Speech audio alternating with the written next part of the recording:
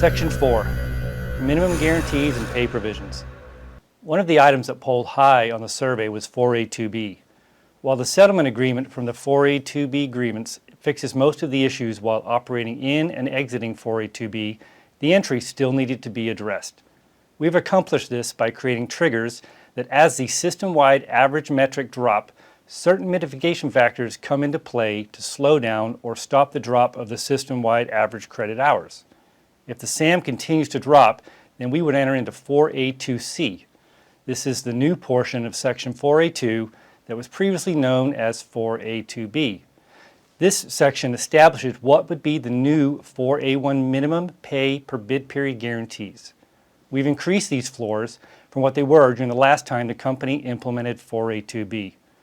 During this period, the company must reduce the amount of domestic and international carryover. If the SAM gets very close to the floors of 4A2C, then a maximum line value concept will be in place that limits the amount of carryover that can be used during the phase-in only. One of our big goals during this bargaining process was to improve the secondary lines. We have achieved this in multiple areas. There are multiple sections that cover secondary lines, and I will address those in the appropriate section.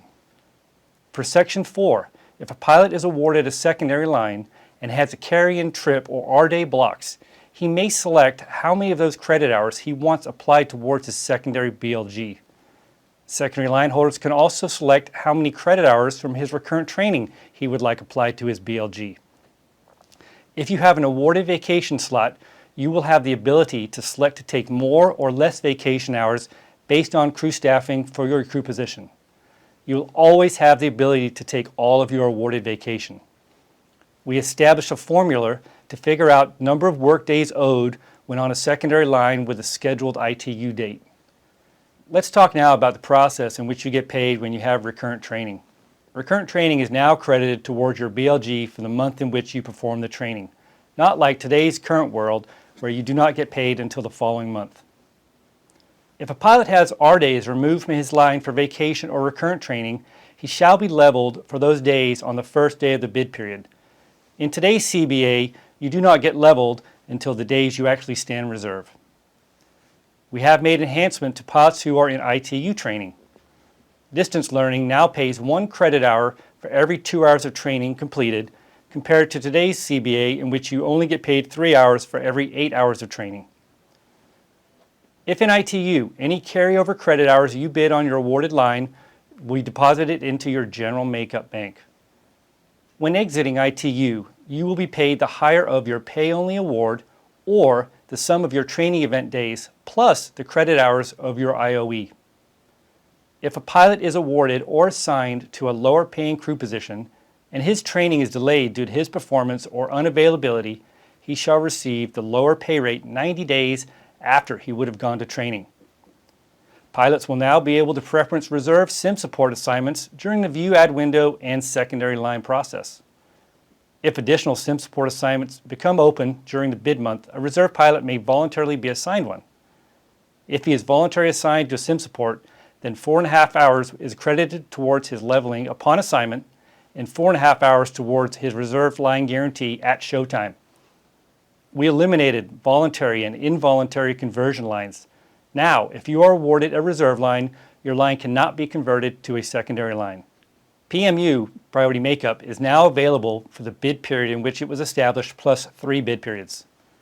We established larger time triggers for when you are compensated when removed from a makeup, volunteer, or draft trip. We've increased special project pay from $20 an hour to $100 per hour. We eliminated special exemption pay. A pilot who taxis an airplane while on a standby period shall be paid an additional 1 credit hour.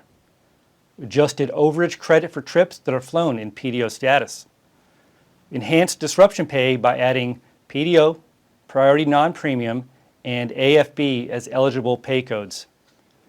There are multiple new triggers that will be paid if your pairing is revised. They are crew designation disruption pay of 1.5 credit hours. This is paid if you are awarded a trip as an FO, but during the trip you are swapped to RFO or vice versa, and it also works for RF2 and captain positions. If crew scheduling changes your reserve period from what you were awarded to any other reserve period, you receive 1.5 credit hours per block that was changed. If your Outback City is changed from what you bid and were awarded, you will receive 1.5 credit hours. If you have a single layover trip, let's say it's a day flight to Oak City with a return to Memphis in the morning, and that layover city is changed to Wichita, then you would get a disruption penalty payment of 3 credit hours. We all know that night hub turns are one of the hardest parts of our job. There are times when these duty periods are made harder by the operation. We created the following critical duty period pay disruption events that are applicable to all pay codes. If you have a flight that departs in the critical period and has an intermediate stop of greater than 2 hours but less than 4 hours, you get an additional 1.5 credit hours. Any trip that departs in the critical period and is scheduled for or is revised to have more than 2 landings also gets an additional 1.5 credit hours. AM Outbacks still have to be scheduled to block in by 10 a.m., but if you block in after 10:15 a.m., then you get an additional 1.5 credit hours. If you depart in the critical period and have a flight segment with greater than 4.5 hours block, any additional flight segment pays an additional 3 credit hours. If you have a duty period that does not show in the critical period, but has a flight segment with block time greater than 4.5 hours and an intermediate stop greater than 2 hours but less than 4, it pays 1.5 credit hours for each additional leg.